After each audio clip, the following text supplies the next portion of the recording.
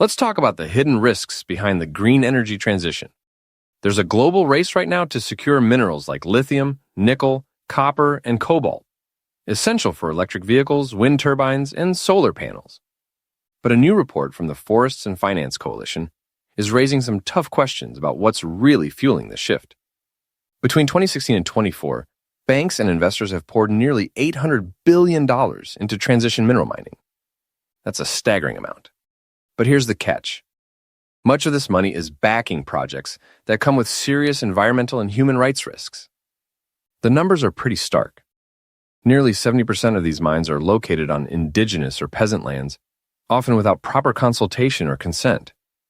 And 71% are operating in biodiversity hotspots, putting endangered species and fragile ecosystems at risk.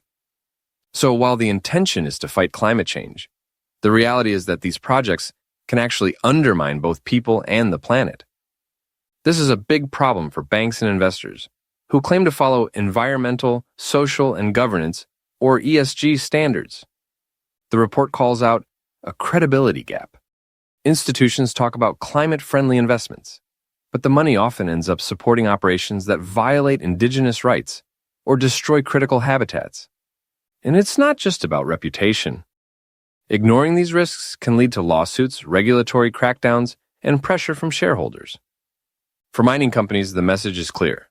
There's an urgent need for real community engagement and responsible exploration. Otherwise, they risk backlash and stranded assets. So, as the world pushes for a green economy, there's a paradox at play. The minerals needed for clean energy are coming from practices that can harm the very communities and environments we're trying to protect. The challenge now is to close the gap between sustainability promises and what's actually happening on the ground. Skillings Mining Review reports.